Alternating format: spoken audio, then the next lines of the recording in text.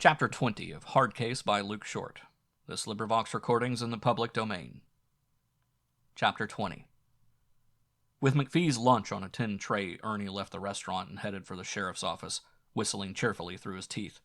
Each meal, Ernie went through the same curious rigmarole of cutting McPhee's food into small bits, slicing his bread thinly, and fishing around with a spoon in his cup of coffee just to make sure that no implements of escape were smuggled into him and his food. That was funny, come to think of it. McPhee, since his preliminary hearing, was too broken in spirit to even try to escape. He was too dumb, too, besides. And beyond that, Dave would have him free in quick order if everything went right last night at the Bib Inn. Ernie wondered about that and knew he was cheerfully expecting the impossible. But his new partner was a man who could do the impossible. He kicked open the door to the office and saw Lacey Thornton in a chair talking to Beale. Ernie said howdy and went on through the corridor to the cell block. McPhee's face was gray with worry and fright, and he didn't even look up at Ernie as he unlocked the door and put the tray in his cell. Coming back to the office, Ernie wondered about Lacey Thornton. He was one of their suspects in Sholto's death, perhaps the man behind Wallace, and now Ernie, keeping this in mind, had his first chance to observe him. He loafed into the office and said, "How's things, Lacey?" and sat down. "So-so," Lacey said. The faint aura of bourbon whiskey surrounded him, and his monkey face was its usual brick color. He suddenly seemed a little uneasy to Ernie, but then Ernie figured that might be his imagination. "How's that murdering coyote of a McPhee?" Lacey growled. "Holding up, sorta," Ernie answered, grinning. Lacey turned to Beale. "You handed out that reward for his capture yet?" Beale shook his head. "Nobody captured him. Me and Ernie was first out in the street, but when his horse throwed him, half a dozen other men was around too." "What do you aim to do with the money?" Thornton asked. "I don't know," Bill said. Lacey Thornton cleared his throat and said, "That's what I come to see you about. This party that put up half the reward money, he claims that he ought to get it back." Ernie regarded Lacey Thornton closely, and he was suddenly certain of one thing. The reward money Lacey Thornton had brought over and said was sent anonymously was his own. And now that McPhee was jailed, he wanted it back. Ernie's lip curled in contempt. He said dryly, "What's the matter, Lacey? Getting pinched for cash?" Lacey Thornton squirmed in his chair to face him, his lips forming words that were soundless. Suddenly he exploded. "Damn it, Ernie! You saying I'll keep that money instead of returning it?" "Why return it? It's yours, ain't it?" "Ernie!" Bill said sharply. "Why, look at him," Ernie said stubbornly. "Hell's bells, his face give it away. What are you getting so red for, Lacey?" "If I'm getting red, it's 'cause I got a prime notion to knock your head off," Thornton bawled. Bill got to his feet. "Ernie, I want to talk to you," he said ominously. "Go ahead." "In your room." Ernie shrugged and went ahead of Bill into his room. He heard Bill say, "Stay here, Lacey, I won't take a minute." Bill came in the room and shut the door and then regarded Ernie with pure bale in his eyes. He said with savage sarcasm, "Nobody's ever told Mrs. C's son that Lacey Thornton owns one of the 2 newspapers in this county, have they?" "Sure," Ernie said cheerfully. "What of it?" "Listen," Bill said, almost choking with rage. "I'm sheriff here. I was elected." "Elected, you hear? Lacey Thornton backed me in the last election, and he's going to back me in the next, if I treat him right. And now my deputy comes along and calls him a liar." "Well, he is one, ain't he?" "What's that got to do with it?" Bill bawled, his cherub's face looking as if it was ready to burst into tears. "He could eat his kids for breakfast, but what's that got to do with telling him so?" "All right," Ernie said. "All right what?" Bill bawled. "You already called him a liar. You can't call him one again." Ernie's face got a little red with anger. "Yes, I can. If you don't quit dripping off at the mouth, I will." Bill almost choked. Then he bellowed, "You're through, Ernie. Fired." "What? Again?" Ernie jibed. "This time I mean it. By God, you and me are through. There's 4 more days to payday, and if you come back here on the 5th, I'll kick you across the street." Ernie sobered at this. In the past, Bill had fired him in the morning, sulked through the day, and the next day, when Ernie showed up, it was forgotten. Ernie worked hard, and Bill knew it, and even if they argued and fought, it was usually ironed out in time. But this time, Bill meant what he had said. A kind of panic seized Ernie now. He couldn't be fired. Dave needed him here. He said soberly, "Listen, Harv, maybe I shot off my mouth. I always do, I reckon. But I'm plumb sorry. I reckon I made a mistake." "That won't work this time," Bill said grimly. "You put a noose around my neck for the last time. What I said goes. You're through come payday." Ernie couldn't hide the dismay on his face.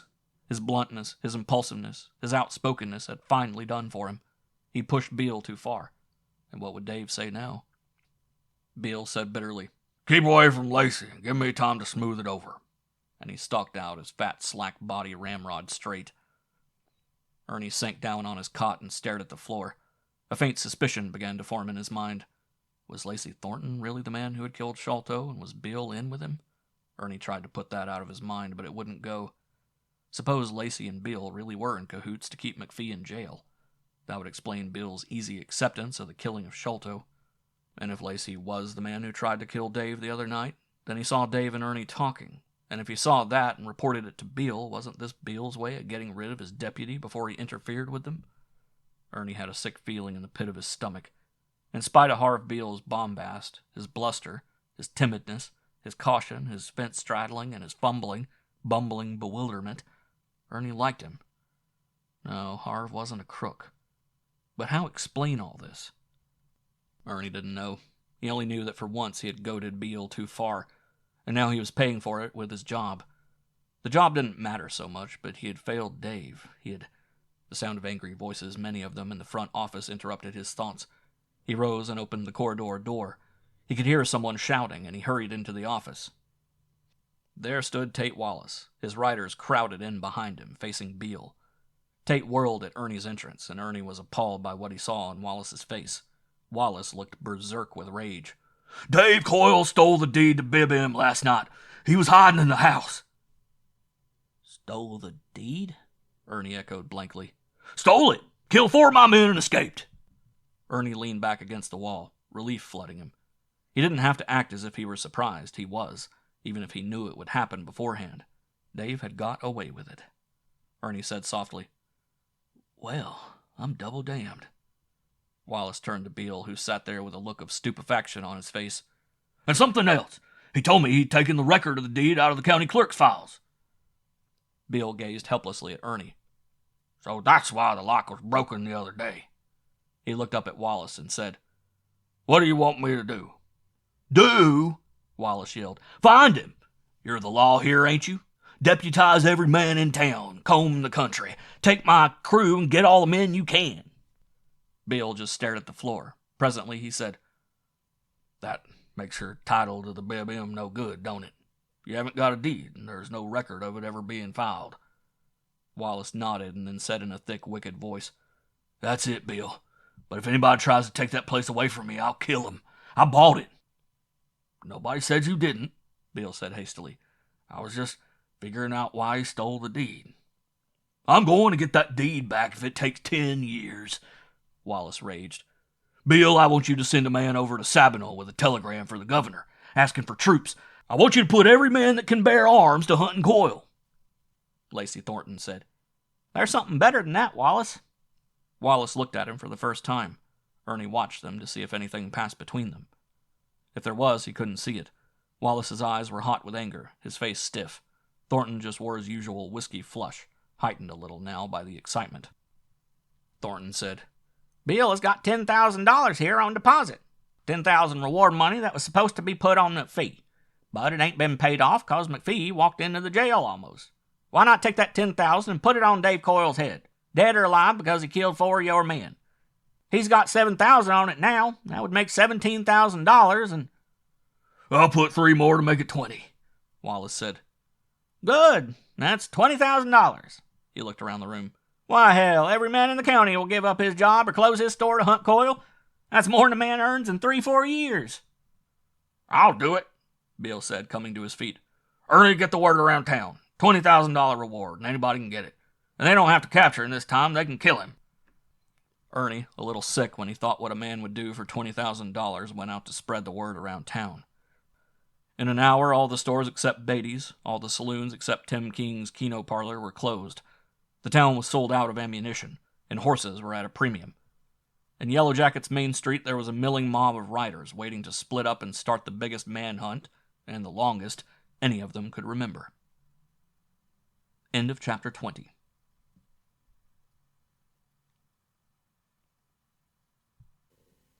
Chapter 21 of Hardcase by Luke Short.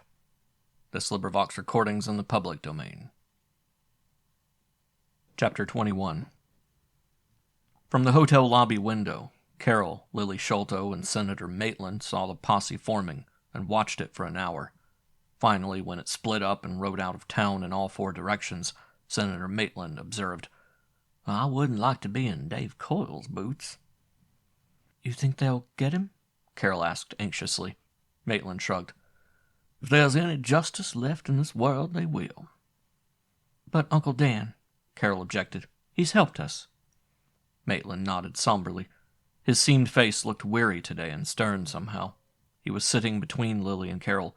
He looked at them both and said, "I shouldn't be saying this, I know. I'm Bruce McPhee's lawyer and friend, so I should be grateful to Dave Coyle for stealing that deed. It puts Wallace in the position of a trespasser now. He has no right, no title to the Bib-Im now. The disappearance of the deed and any record of it will defeat him in court. The Bib-Im is still the McPhee place." He shook his head and made a wry face.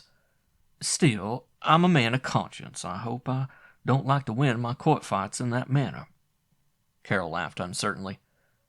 "Neither do I, Uncle Dan, but it's been given to us, it seems." "Certainly." Maitland looked gloomily out the window. "Still, it doesn't change things much, does it, my dear? Your father is still coming up for trial on a murder charge," he said with sudden passion. "The ranch be damned. I want your father free." He looked at Carol. "Isn't that the way you feel?" Carol nodded mutely. Maitland looked at his watch. "It's visiting hour now. Shall we go over?" The three of them crossed the street, but at the sheriff's office their way was barred by Beale. "No visiting today," he said firmly. "And why not?" Maitland asked. Beale glared at him. "Don't ask me, Maitland. Figure it out for yourself. Your little outlaw friends made you happy enough for one day. You can do without a visit." Maitland said angrily, "Are you insinuating, Beale, that I had any connection with the theft of that deed?" "I'm not insinuating anything, Senator," Beale said shortly, angrily. "All I'm saying is that it looks as if you'd won your case out of court. I'm saying something else, too. I got too much to do today without herding relatives of the killer in to weep on his shoulder. Get out." Maitland took the girls out, and since there was nowhere else to go, they went back to the hotel. A sudden weariness overwhelmed Carol in the lobby. She was sick of this, sick to death. She hated the town. She hated the hotel. She was without hope, bored to tears, and helpless as a baby. She envied Lily Sholto, who was so calm that nothing surprised her. Why, when the news came that Dave Coyle had hidden in the Bib-Im house and stole the deed, Lily only smiled. Carol said, "I'm going to my room, Uncle Dan. I think I'll try and sleep. If any news comes in, wake me." Lily looked at her and didn't ask what kind of news. It was in Lily's face that she knew what Carol meant by news. If Dave Coyle was caught or killed was what she meant. Carol flushed a little under that friendly stare of Lily's, then mounted the stairs and sought her room. She let herself in, closed the door, and walked slowly over to the bed. Halfway there she stopped, a small cry escaping her. There, sound asleep on her bed, one hand folded under the pillow, was Dave Coyle. Carol stood transfixed for a moment. Then she tiptoed swiftly to the door and locked it. Oh, the fool, she thought. The reckless, headstrong fool. She felt her knees go weak as she turned to look at him again. $20,000 on his head. The whole of the county hunting him. And he was peacefully asleep on a bed in the hotel across the street from the sheriff's office. And then Carol had a thought that warmed her and made her feel important again. He trusted her enough to come to her when he needed shelter and rest. Carol sat down then in the chair. She wasn't going to waken him. He was probably exhausted. She sat in the chair still as a mouse for 2 hours as the sun heeled over and the room grew dark. She was sitting there in a kind of dreamy trance when Dave's voice startled her. "How long you been here?" Carol started and then looked at him. He was propped up on his elbows, grinning at her. "Hours," Carol said. "Dave, why do you take the risk?" "I wanted to talk to you," Dave said. He got up, stretched, yawned, went over to the washstand, poured out a basin of water, washed his face, dried it, ran a hand through his unruly black hair, then came and sat on the edge of the bed, pulling out a sack of tobacco. Carol said, calmly as she could, "Do you know there's a $20,000 reward on your head?" Dave lighted the cigarette and said, "Is that all? Wallace is a piker." "Oh, Dave," Carol moaned. "You've done enough for us. Can't you get out of the country?" Dave grinned around his cigarette. There was none of the insolence in his face now that Carol had seen before. He looked friendly. He reached in his shirt pocket, brought out a paper, and held it in his hand. "Here's the deed." "You shouldn't have done it, Dave," Carol said. "Aren't you glad?" Yes, of course." "Sorry you cussed me out the other night?" Carol flushed a little. I am dreadfully sorry." Dave grinned and looked at the deed. "What are you going to do with it?" "Destroy it, shouldn't I?" Dave shook his head and laid the deed on the bed. "I've been figuring," he said, slowly, and looked levelly at Carol. "You think your dad will be acquitted?" He had said casually, almost brutally, the thing that Carol had not even dared ask herself these past few days. But now that he had framed the question, Carol knew that she had already answered it in her mind. It was settled. She said softly, hopelessly, "No, I don't." "Neither do I," Dave said. "So maybe I better tell you what I've been thinking." "You aren't going to try to break him out of jail?" Carol said swiftly, alarm in her voice. "Dave, it won't work again. Don't crowd your luck." "Listen to me," Dave said. He picked up the deed and held it in front of him. "That deed will get your dad out of jail," he said slowly. Carol stared at him, not understanding. But he's in for murder, Dave." "Forget that," Dave said. "I know what I'm talking about. I found out some things. You haven't got $10,000 to your name, have you, Carol?" $10,000? No," Carol said blankly. "Has Senator Maitland?" "No, he's poor." $10,000 will get your dad out of jail," Dave said, watching her. "How?" "Ernie C. can be bought," Dave lied slowly. "For $10,000, Ernie C. will let your dad out of jail, give him a fast horse, and start him on his way to Mexico." "Dave," Carol said softly.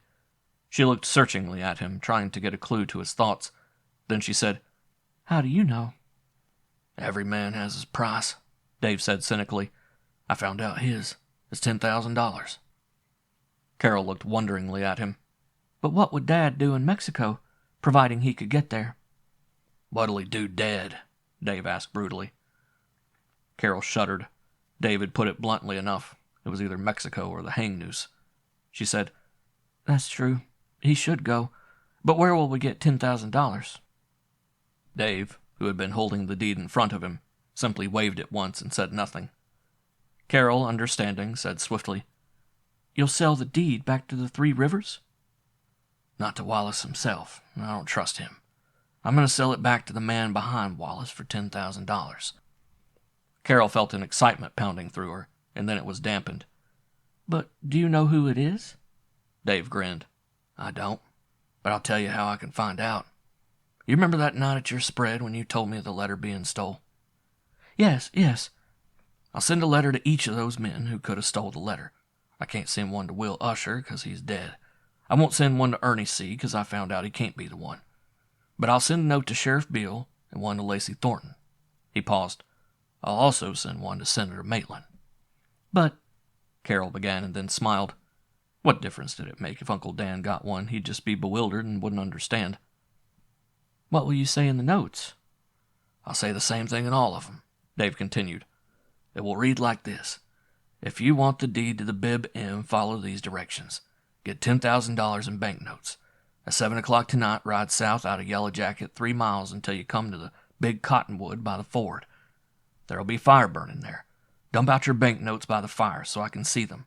Then walk 20 feet south, lift a flat rock, and the deed will be under it. If your banknotes are just paper, you will be shot by me. If they're really banknotes, you can ride off unharmed. I'll sign my own name." Carol nodded, then said, "But what if it's Sheriff Beale and he brings men with him?" 7 o'clock is just after dark. There's a butte behind the cottonwood. On top of it, I can see whether one man comes or a dozen. If it's more than one, I grab the deed and run. If it's one, I stay there." He grinned. "It can't fail." Carol thought for a moment, then said bitterly, "Whoever it is, they'll send a messenger. We'll never know who is behind Tate Wallace and the Three Rivers outfit." Dave shrugged carelessly. We got to give that up. We don't care who it is, just so your dad goes free." "That's true. That's all that matters, only we'll never know. It was almost dark in the room now. Dave said, "You got any paper and a pen?" Are you going to write the letters? Dave nodded. "You go downstairs. It's almost supper time. Leave me here. When you come back, there'll be 4 letters for you to mail. Take them out and mail them." 4? Carol asked. Who's the 4th one to? Dave smiled faintly. "It's a man. He's got nothing to do with this. His name is, let's see." He scratched his head. "George Bemis. He's coming to town soon. I'll mark his letter, hold till called for. You mail 'em all right after supper." Carol nodded. And when will Dad make his escape? 2 nights from now," Dave said. Carol stood up and got the paper and pen and envelopes. Dave pulled the curtain and she lighted the lamp. Then she stood by the desk and Dave pulled the chair over. Be careful, Dave, she said softly. Be awfully careful. She hesitated, then said passionately, "Oh, Dave, are you sure it will work?" "Why won't it?" Dave asked absently. His very indifference encouraged Carol. She walked to the door and said, "You'll be careful?" Dave didn't look up. He had already started to write, and still writing, he said, "If you tell anyone about this, anyone, understand, your dad will hang." "Who would I tell?" Carol asked resentfully. Dave didn't even answer her. He was writing. She closed and locked the door and went downstairs, feeling a little angry that Dave thought she'd tell. She'd show him. End of chapter 21.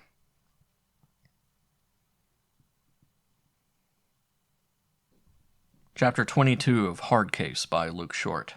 This LibriVox recording's in the public domain. Chapter 22. By 6 o'clock the next evening, Dave's stolen horse was tied to a small cedar in the dry wash behind Alamo Butte. The road stretching across the sage flats to Yellow Jacket was empty. Dave, standing under the cottonwood, shivered a little in the chill air. For when the sun went down now, the nights were immediately cool. Soon winter would be on them, and he would drift down into Mexico again, aimless and footloose, following the sun. For some reason, that thought didn't cheer him up now. He set about gathering brush and stacking it under the big cottonwood.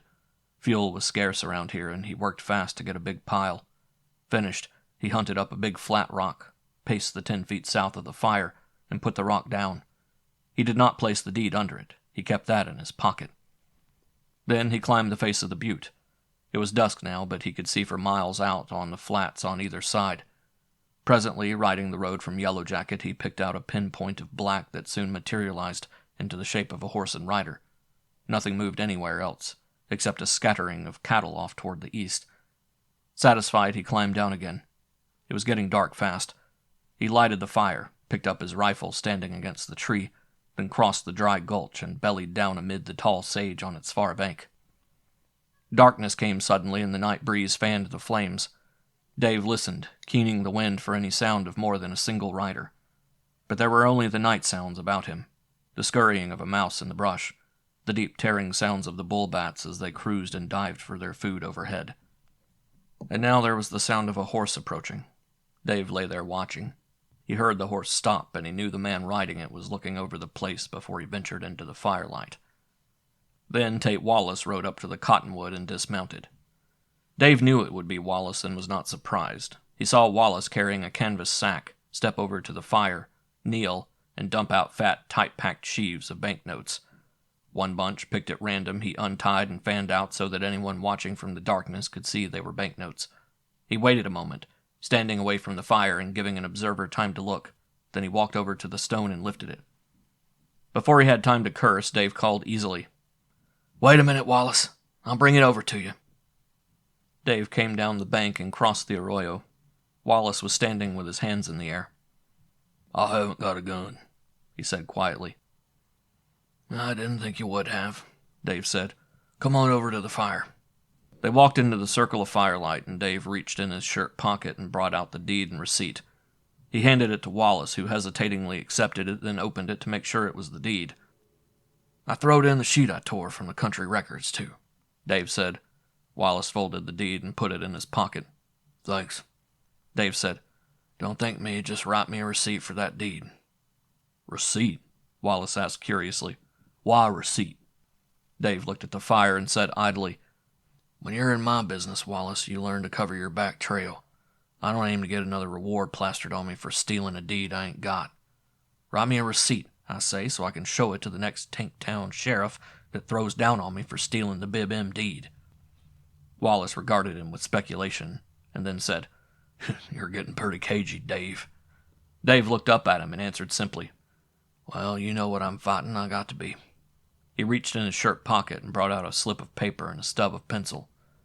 Write the date, the amount you paid, and the place. Here at Alamo Butte. Wallace took the pencil and paper and scribbled a receipt. Dave took it, looked at it, and nodded, and then pocketed it carelessly. Wallace said, Don't you want to look at the money? Nah, I reckon the count's right, Dave said easily. You're smarter than that. Can I go now? Sure, Dave said. Wallace walked a few steps toward his horse, then paused and looked back at Dave. Dave was still staring absently at the fire. Mind my talking? Wallace asked. Dave glanced up at him and shook his head. Go ahead. Wallace's long, lean face almost broke into a smile. You said something about Tank Town sheriffs. You drifting? That's right. Dave almost grinned, too. Mind telling me who's been backing you, Wallace? Wallace only smiled and shook his head. Dave shrugged and yawned. Well, I don't give a damn, he said quietly. It's a nice smooth job, Wallace. You're considerable slicker than when you tried to cold deck me in Dodge. I'm older, Wallace said. Nothing like practice, I reckon, Dave said idly. Wallace said, You sure raised hell with me for a while there. I had to have money. Might as well get it from the gent that's making it, hadn't I? Well, you got it, Wallace said dryly. And, mister, you sure earned it the hard way. Dave chuckled. But I got it. Well, so long. So long, Wallace said. He and Dave faded out of the firelight at the same time, neither wholly trusting the other. Dave turned then and walked back toward his horse. He was whistling cheerfully, softly and off-key. It was all over now but the shouting. He knew the man behind Wallace, the man who had shot Sholto, the man who had framed McPhee. Knew for dead certain. Tomorrow, the rest of the world would know. Into chapter 22.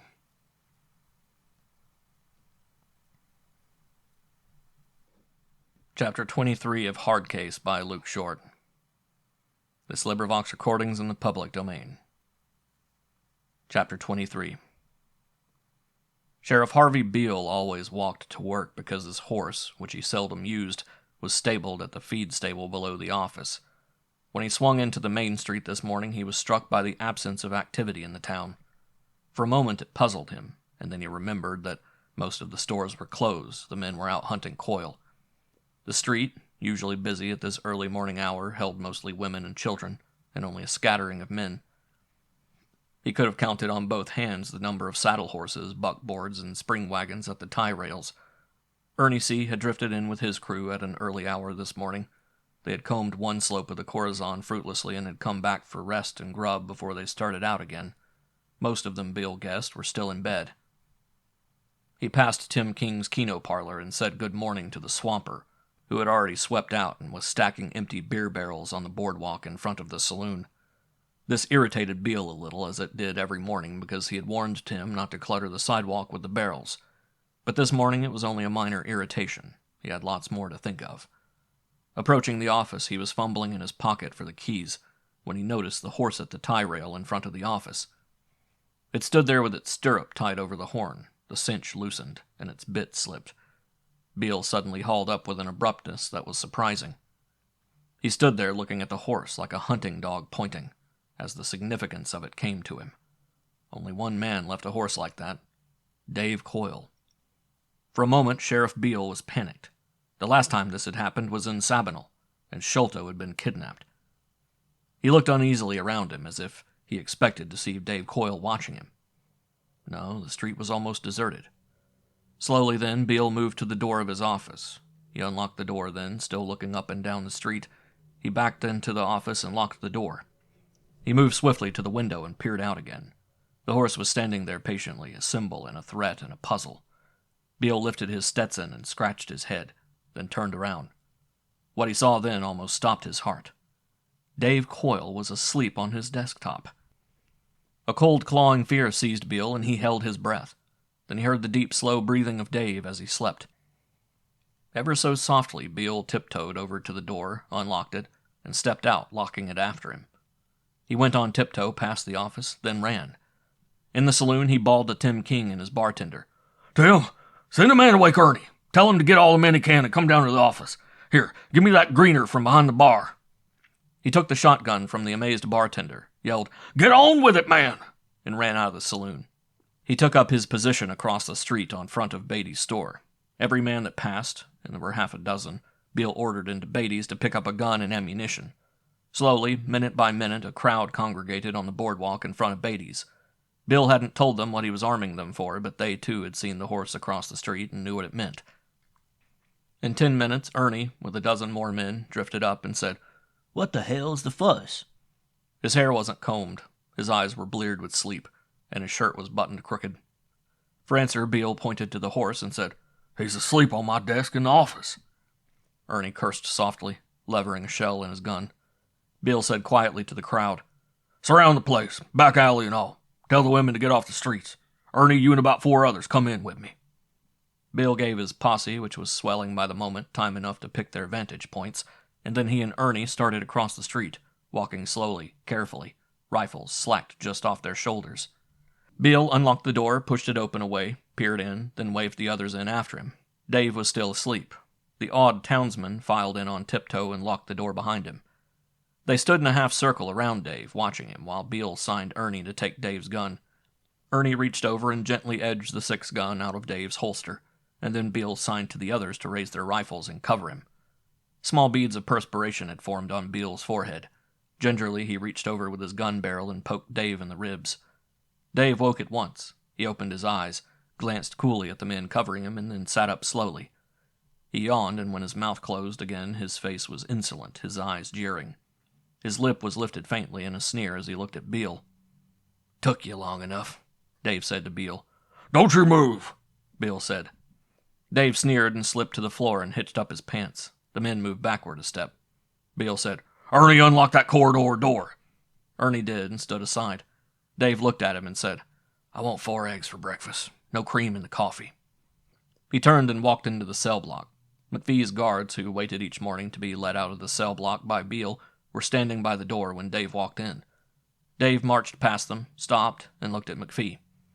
Carol's father had lost 10 pounds during the time he had been in jail. All the fight had gone out of him, and now his face looked gentler, less like a bigot's. Dave said, "How they treat you here, General?" "All right," McPhee said quietly. "So they got you, eh?" "For a while," Dave said, indifferent. He turned to Beale and said, "Don't stand there like a knothead, Beale. Give me a room. And hurry up with that breakfast. I'm hungry."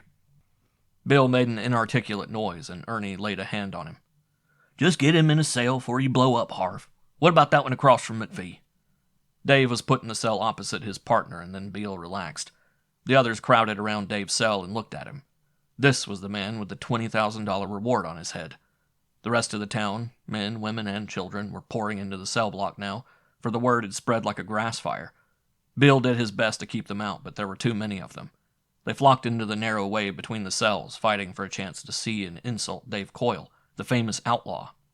The kids jeered at him, and the women shouted angry insults, while the men mostly stared and then smiled in a superior way.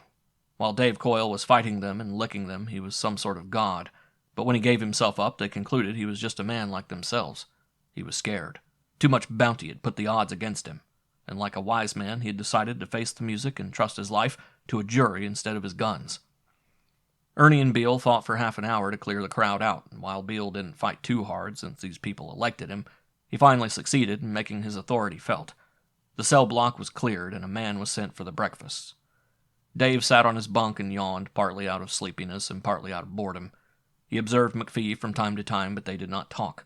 All the bluster and the truculence in McPhee was gone. He was just a patient, soft-spoken old man. Ernie and Beale brought in the breakfast and watched their 2 prisoners eat. Ernie kept watching Dave for some sign of success, and finally, when Beale had turned to say something to McPhee, Dave nodded imperceptibly. Ernie felt a vast relief flood him. It had worked. Dave finished, said, "Beale, come here." Beale and Ernie came up to the bars. Bill had a look of smug self-satisfaction on his cherub's face. Dave said, "You figure I done you a favor?" "Favor?" Bill echoed. "How?" "By giving up. By not shooting you. I was awake when you came into the office alone this morning. I could have gunned you." Bill flushed. "All right, maybe you did. Only we'd have caught you anyway." "But you admit I done you a favor." Bill nodded cautiously. "Then do me one." "Depends," Bill said skeptically and added, "I don't see why I should be doing you any favors, Coyle. You kept this damn county in the holy hell of an uproar for too long." "I want my preliminary hearing today," Dave said. Bill just stared at him. Ernie said, "Why?" truculently. "I want to get it over with, that's all." "Why, damn your gall," Ernie blurted out. He knew Bill well enough to know that Bill would invariably take the opposite side he took in any argument. His cue was to object, and Bill would be contrary enough to contradict him. "Why should we be doing favors for a coyote like you?" Ernie asked hotly. "Wait a minute," Bill said pacifically. "Judge Warburton's here now, Ernie. Why not?" "Why not?" Ernie glared at him. "Hell, just 'cause he asked to, if for nothing else." Bill said grimly, "The sooner it's over, the sooner he hangs." "Why, I wouldn't—" Ernie began.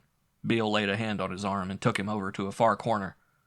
Bill said sternly, "Remember our talk the other day, Ernie. You're through tomorrow." "I remember," Ernie said glumly. "Just so you do," Bill said. "Now, since you're still deputy, I'll tell you why I agree with Coyle. The longer we keep him here, the more chance there is of him breaking out. The sooner I get him in Santa Fe for the trial, the happier I'll be. No, sir, I'm going to talk to Warburton." "He's your prisoner," Ernie said sulkily. "I'd keep him here till he rots if I was doing it." "But you ain't," Bill said emphatically. Bill walked over and said to Dave, "You'll get your hearing just as soon as I can arrange it." At that moment, the corridor door opened and a man poked his head in. "What about Miss McPhee seeing her old man with Maitland?" Bill felt magnanimous now. "Bring them in." Carol came in. Dave could tell by the dazed expression on her face that she had heard the news. Senator Maitland, beside her, looked with firm disapproval at Dave. Ernie, down at the far end of the corridor, out of earshot, smoked in silence. Carol spoke to her father, but she came to Dave's cell. "What happened?" Dave said, "It's so simple you wouldn't believe it." "Tell me." Dave said bitterly, "I slept out last night. I got cold, and I got to thinking of all the other nights I'd have to sleep out, waiting for a shot in the back, hiding out, going without food and sleep, tired and hungry and broke. I just decided to give up." Carol didn't say anything, and Dave thought she was going to cry. "I got the money," he said softly. "It's hid. Your dad will get out, so don't worry." "Oh, I'm not worrying about him. What about you?" Carol cried out passionately. Dave only shrugged carelessly and said, "I'll break out when I'm rested up." He rose and called, "Senator."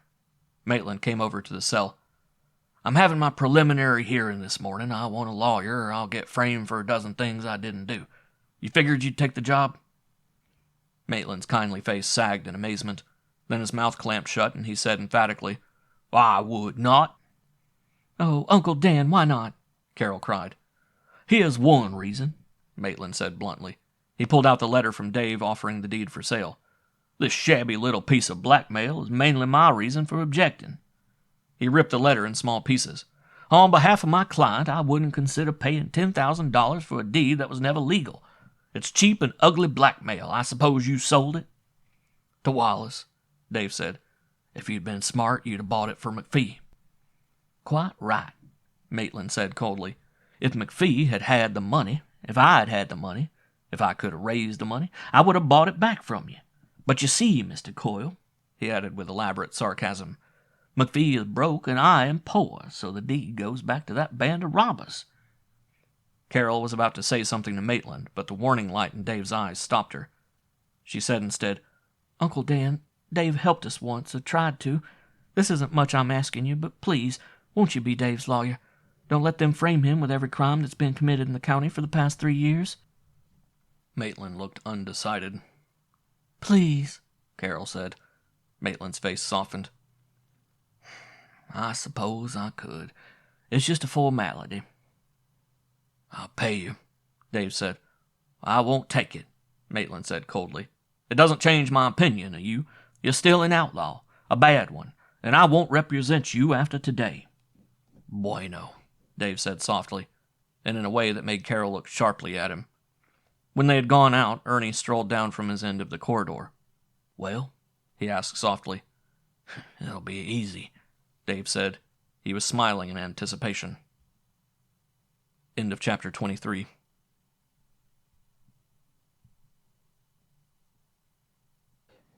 Chapter 24 of Hard Case by Luke Short. This LibriVox recording's in the public domain. Chapter 24. When the 11 o'clock stage from Sabinal rolled in, the crowds were milling in the street. Sheriff Beale and Ernie C. were forming a double line of heavily armed men that stretched between the sheriff's office and the stairway to the courtroom above Beatty's store. Lacey Thornton got out of the stage and asked the first man he saw what was happening. "Hell, they got Dave Coyle," the man said. "He's having his hearing now."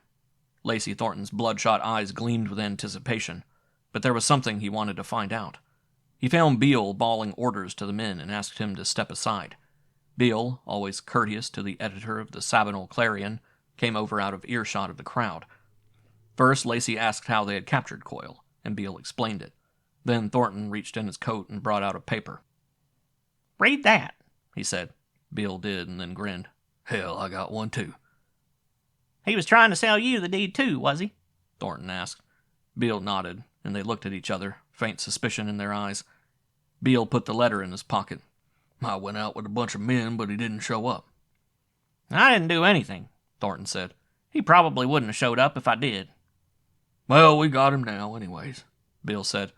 "Come on up to the courtroom and see how he takes it." After much more shouting, the lines stiffened and Beale went into the jail. As he was going in, Tate Wallace, standing by the door, said, "Be damn careful, Sheriff. He's dynamite." Beale nodded and went inside. 3 minutes later, he and Dave Coyle, handcuffed together, stepped out between the waiting lines. Dave walked with an arrogant, cocky tread. His lean face was shaded by a dark beard stubble, which turned his eyes an even paler gray. The old sneer was on his face, and he looked at the crowd contemptuously. He carried his jeering arrogance like a banner. To an uninformed onlooker, it would have appeared that Dave was the confident lawman leading Beale, the prisoner, to trial. The crowd shouted and hissed, but Dave paid no attention. They mounted the steps, and the crowd steamed in after them. The courtroom was small, containing benches for seats. In a cleared space at the rear of the room, there were 2 tables and some chairs in front of a raised stand, on which the judge's bench sat. The prosecuting attorney, a mild-appearing, studious man, was seated at the table talking to the judge when Dave entered. Afterward, there was a fight to get seats. Ernie and Beale sat on either side of Dave, and now his handcuffs were removed. Presently, Senator Maitland took a chair at the table behind him. The crowd was seated, and the hearing was about to start. Dave looked at the crowd. He picked out Wallace in the front row near the window, and Lacey Thornton and Carol back in the mob. The judge rapped the desk and called the court to order. He was an old man, kindly and frail-looking, and Dave liked his looks. When the courtroom quieted, the judge cleared his throat and picked up a paper. Beale came to his feet, as did Ernie, and pulled his gun. Dave turned his back to them and said, "Judge, I want to ask some questions." "All in good time," Judge Warburton said gravely. "No, now." He turned to face the courtroom, which was hushed now. He said to the prosecuting attorney, "What'll I be tried for?" "If you'll sit down," the attorney began, "we'll conduct—" "What am I?" Dave rapped out. "For the killing of Jim Sholto, if you want to know." Dave turned to Judge Warburton. "You know who killed Sholto?" Judge Warburton said patiently. "My good man, see it." "I didn't kill Sholto, but the man who did it's in this room, and I can prove it." There was utter silence. Beale came up and said quickly, "Let him talk, Judge. We'll get it straightened out later." "Do you want to know who he is, with proof?" Dave asked Beale. Beale said swiftly, "I do." "Do you want me to prove to you that McPhee's been swindled, that Wallace is a crook, that the man backing Wallace is a killer?" There was uproar in the courtroom. Dave raised his voice and called, "Ernie, go guard that back door." Ernie lunged for the aisle and hurried down it to the back door. Judge Warburton whacked his gavel on the bench, and slowly the room settled into silence. Someone in the crowd called, "Pin him down, Harv!" When there was silence once more, Beale said, "If the court will let him talk, we may find out something of value." Warburton nodded. Bill said, "Go ahead." Dave said, "Sheriff, this whole thing hinges on one letter. That letter is in the post office below. It's addressed to George Bemis. There ain't any George Bemis. I wrote the letter. If you go get it, you'll learn something." Bill looked perplexedly at Warburton, who said, "This whole thing's against any known rules, so we might as well break another one. Go get the letter, Sheriff." "Get McPhee, too," Dave said. "I need him." The judge nodded at Bill again, and Bill went out with 2 men. Dave stood in front of the judge's bench, hands on hips, arrogantly facing the crowd. Soon Bill returned with McPhee and the letter, which he gave to Judge Warburton. "And now what?" George Warburton asked. The crowd was utterly quiet.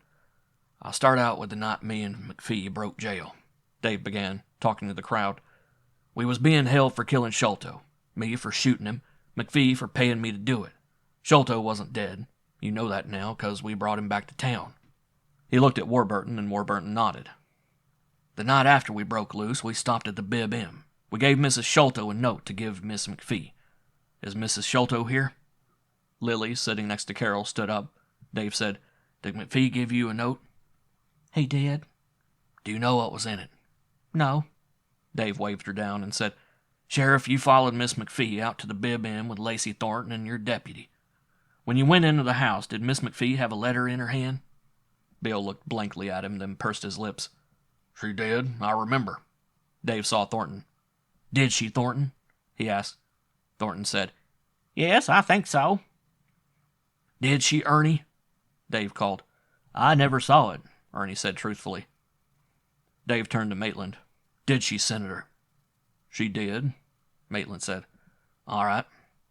Dave went on. "Bill wanted to search the house. Miss McPhee put the letter she hadn't had time to read on the hall table and helped the sheriff search the house for us. When you came back downstairs, what had happened to the letter, Miss McPhee?" Carol said faintly, "It was gone. Stolen." "Now, remember," Dave said, "only 5 people could have stolen it. Only 4, really. Lily Sholto didn't steal it, or she never would have given it to Miss McPhee. That leaves Sheriff Beale, Lacey Thornton, Ernie C., and Senator Maitland." He turned to the judge and said, "Is my count right, Judge?" Warburton nodded. He was leaning forward now, listening closely. Beale only looked puzzled. "Now," Dave went on, "I want McPhee to tell what was in that letter he'd written to his daughter." McPhee was puzzled too, but he stood up.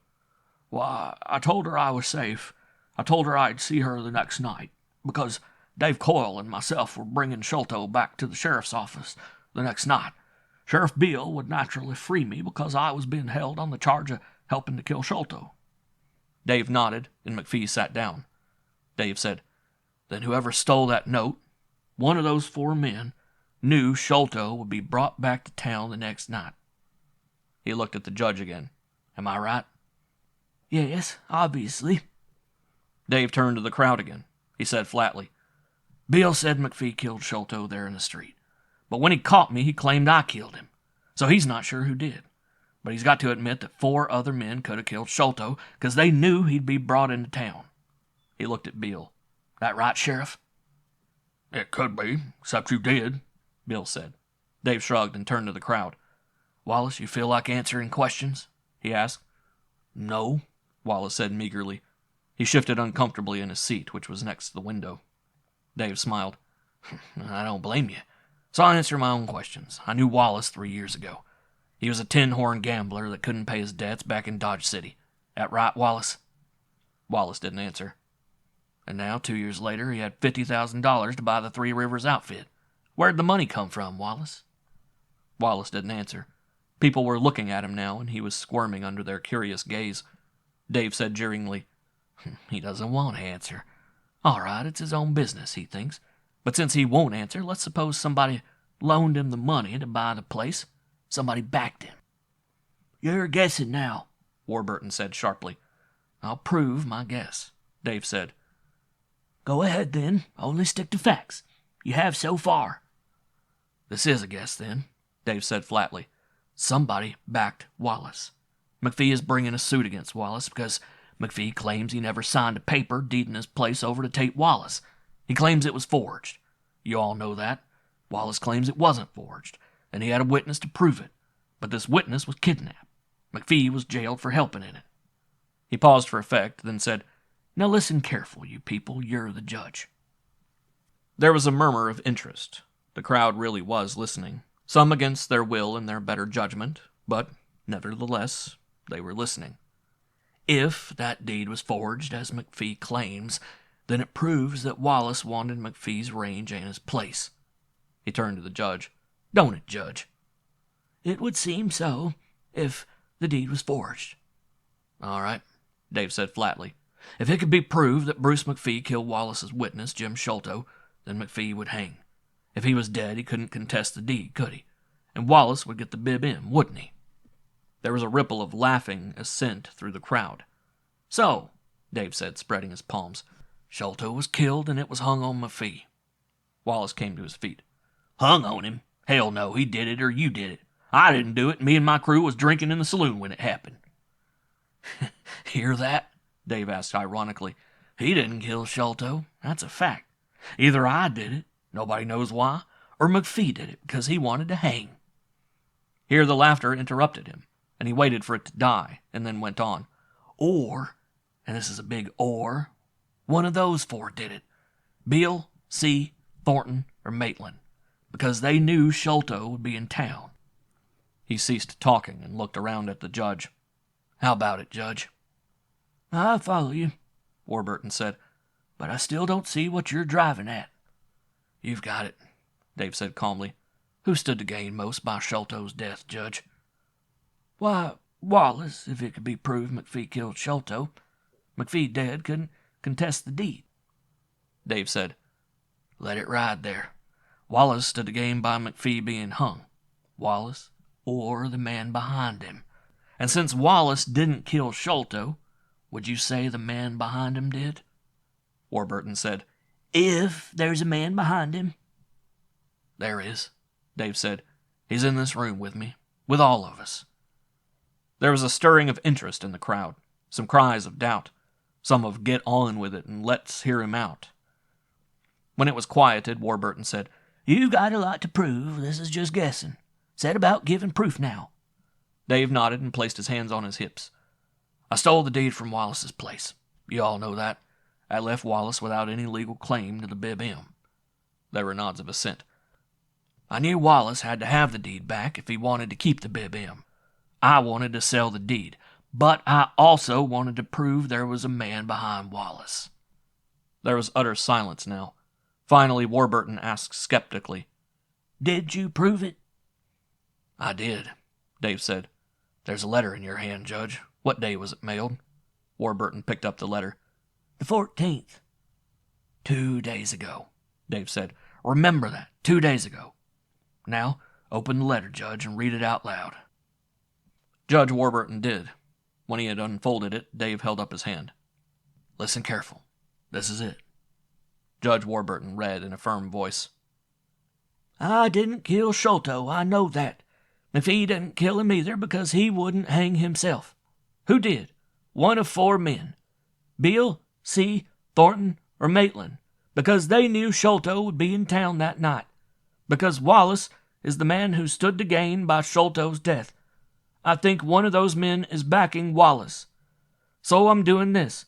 I'm writing notes to all 4 of these men. I'm offering them the deed for the sum of $10,000. They won't show up in person to buy the deed back because they don't want to be connected with Wallace. Instead, they'll send Wallace to get the deed. So I'm sending notes to all 4, but each note names a different meeting place. Beale's note told him to meet me at 12 o'clock at the Wagon Mound post office on Tuesday night. Thornton's note tells him to meet me at the Mentor Stage Station at 10 o'clock Tuesday night. Maitland's note tells him to meet me by Alamo Butte at 7 o'clock Tuesday night. First, I will go to Alamo Butte. If nobody shows up with the money, I'll ride to Mentor Station. If nobody shows up there, I'll ride into Wagon Mound. But one thing I will know.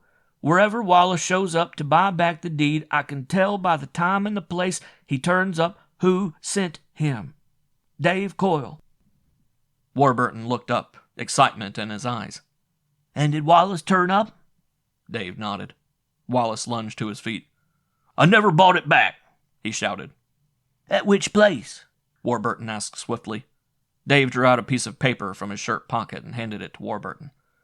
Read it out loud, Judge, Dave said dryly. Warburton read, I, the undersigned, receive the deed to Bib M. in return for payment of $10,000 on the night of September 15th at the Big Cottonwood by Alamo Butte. Signed, Tate Wallace. Warburton raised his eyes from the note and looked down at a man and said, Senator Maitland, you are the purchaser. End of chapter 24.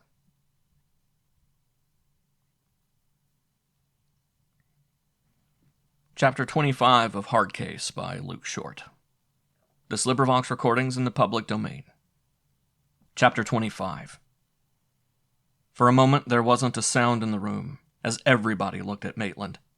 He was sitting behind the table, his kindly face suddenly gone very unkindly, and gray and drawn-looking. It was Wallace who acted first. He lunged out of his chair, a gun in each hand, and faced the courtroom and the sheriff. Maitland, he drawled. It's time we left this party, I reckon. Maitland suddenly got a hold on himself. He stood up, not looking at Bruce McPhee, and bowed ironically to Dave, and then said grimly, Not before I finish a little business, Tate. Give me a gun. Get back of me and open the window, Wallace said harshly. I'm going to take care of him myself. Maitland stepped swiftly behind Wallace and threw open the window. It looked out on a sloping roof of a store that adjoined the courthouse. Jump, Wallace said. Not till I see you kill him, Maitland said harshly. At that moment Dave moved, or rather he exploded. He dived for the shelter of the judge's bench, and at the same moment a gun roared out. The bench boomed with the slap of a slug. A woman screamed and Bill dropped on his face. Warburton cringed away and the prosecutor dived under a table. Maitland said savagely, Go over and get him.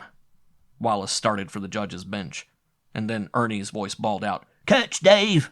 His gun went lobbing over the heads of the standing crowd the whole length of the room. It hit the front wall and caromed down behind the bench. It didn't strike the board floor, and Wallace, as well as every man in that room, knew that Dave had caught it. Wallace didn't hesitate. He turned and ran for the window. Maitland jumped. Ernie ducked out the back door. Wallace achieved the sill, and then Dave's voice rapped out, Turn around and take it, Wallace.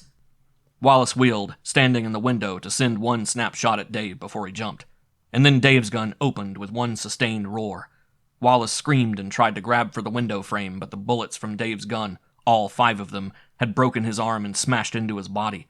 He toppled slowly over, blood already gushing from his mouth, and then he fell. They heard the heavy, lifeless thud of his body on the roof, heard it slide, then heard it drop dully to the ground like a sack of dropped oats.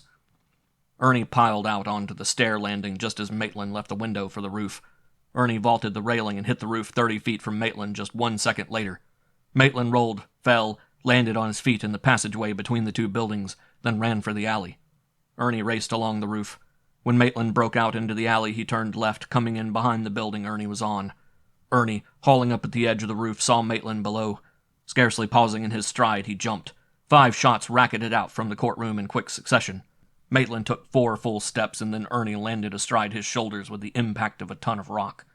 Maitland didn't even cry out. He simply caved in under Ernie's weight, and Ernie just sat on him and bawled, Come and get him! They found Ernie that way, sitting on Maitland's head, yelling at the top of his lungs. Maitland was carried to the jail, and Beale, with Dave and McPhee on either side of him, Judge Warburton behind him, and Carol and Lily lost in the howling mob somewhere behind, followed. Ernie had Maitland slung over his shoulder, and he marched through the office into the cell block and deposited Maitland on a cot. This time, Beale and Ernie really had a fight to keep the townspeople out. But this time, Beale was serious, and it didn't take long.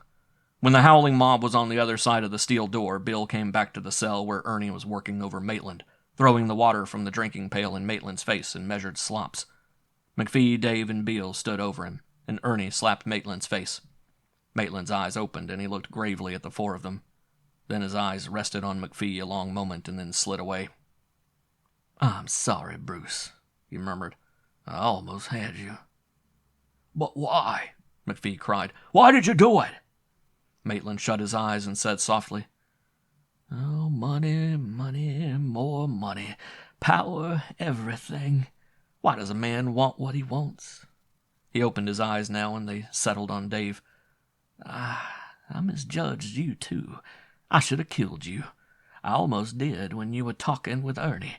I should have known." Beale said tonelessly, "What a doctor." Maitland made a wry face and whispered, "It's too late for everything." He suddenly sighed, and his head rolled over, and he looked as if he were asleep, at peace with all the world. He was dead. Ernie shuddered and turned and went out. Bill, Dave, and McPhee followed. Once in the corridor, the four of them looked at each other. "Who starts first?" Bill asked, and his cherubic face broke into a smile. He said to Dave, "If you looked at me just once without sneering, I'd ask you to shake your hand." Dave grinned then, and Bill put out his hand. "Hell, I've been wrong. Been wrong most of my life, I reckon. But I'd promise you one thing, Coyle. I'll get that reward lifted from you if I have to hold the governor up to do it." They shook hands on that. McPhee said quietly, "This last reward is lifted automatically. As for the 7,000, I put 3 of it on him myself." He smiled at Dave. "That's off now. And if I know my politics, the rest will come off." "Politics?" Ernie echoed. McPhee nodded and smiled gently. "Governor Johns and Maitland hated each other like poison. I know that because I'm a friend of both. And now that Maitland is gone, well, Johns steps in to take over the territory. I think Johns will be properly thankful for the man who turned up Maitland's crooked work." Ernie looked at Dave and grinned. "How does it sound?" Before Dave could answer, there was a hammering on the door, a persistent hammering. Ernie broke away and went to the corridor door and opened it. Carol and Lily Sholto, the crowd in the corridor shoving them, came in. Their dresses were ruffled, and Carol's cheeks were flushed with excitement. "Dad!" she cried. She ran into McPhee's arms and hugged him, and he hugged her, close to tears. Carol broke away from him and looked at Dave. McPhee said, "Don't thank him yet, girl. I haven't had my say." He looked over at Dave and smiled wryly. "Well, youngster, you've called me a jughead, a knothead, grandpa, thick-headed, bull-headed, stubborn, hard-hearted, a miser, a bully, and a fraud. I'd like to shake your hand." He extended his hand. Dave looked at it and then at him, and he said suspiciously, "You would? Why?" "'Cause I was all of that and considerably more, too. I'm going to spend the rest of my life making up for what I spent most of it doing. I'm going to hunt up Lacey Thornton first and offer to throw in with him again. Then I'm going to hunt me a new foreman." He looked steadily at Dave. "You looking for work?" Bill said quickly. "Just a warning, Dave. You can't leave the county until this reward business is settled." "But—" "I know," Lily said, a faint teasing malice in her eyes. "You can't just drift now, can you, Dave?" Dave glared at her. "Better take it," Ernie said. "We mean business when we say that, don't we, Harv?" Bill looked at him and laughed. "Did you say we?" Ernie's face fell. He remembered that tonight he was through, fired. "Well, I can say it up till midnight," he said truculently. Bill laughed. "Ernie, you can say it till next year and the year after, so far as I'm concerned." Ernie, grinning, looked at Lily and nodded his head to Dave and Carol, and Lily said, "I feel very faint," with astonishing abruptness. "Why, lady," Ernie said, "it's hot in here. Let's get out of this jail before you faint." He took Lily's arm and McPhee's arm and started out with them, saying to McPhee, "You look faint too, Mac. How did the drink go?" And that was the way Lily and Ernie, more observant and considerably more understanding than Beale and McPhee, at last left Carol and Dave some privacy. Beale at the door turned and had his mouth open to call Dave, when Ernie yanked him through the door and slammed it. "This is my night to howl," Ernie said pointedly. "I'm doing it. Man, I don't see why I work for such a dumb man." And he grinned, and Beale did too. In the cell block, Carol said, "Well, we better go too." Dave said nothing, only looked at her. Then he said abruptly, "You reckon all women are alike, Carol?" Carol looked at him strangely. "What a queer question. I don't know. Why?" "Lily claims they are," Dave said. It was hard for him to talk, but he was slogging away at it. "Does she?" Carol said blankly. "You take her," Dave said. "She married a murderer. She knew it. You think she's crazy?" "Why, not if she loved him. No." Dave gulped, and his hands were fisted until the knuckles were white. "You think Jim Sholto had a right to ask her to marry him?" "What are you talking about?" Carol said impatiently. "Oh, hell," Dave said miserably. "I don't know myself." "But what were you trying to say, Dave?" Dave took a deep breath. He said swiftly, agonizingly, Lily married a murderer. Do you think the woman, does a girl... You mean, Carol said quietly, if Lily would marry a murderer, do I think I could marry an outlaw? How'd you know? Dave blurted out. Oh, Dave, Carol said impatiently. You've shied all around it for 10 minutes. Can't you speak plain? Sure. Will you marry me? Of course. Why didn't... Dave didn't wait for the rest. He had done a lot of unorthodox things in a jail, but this was the first time in one he had ever asked a woman to marry him, and been accepted. End of chapter 25, and end of Hard Case by Luke Short. Read by Ben Tucker.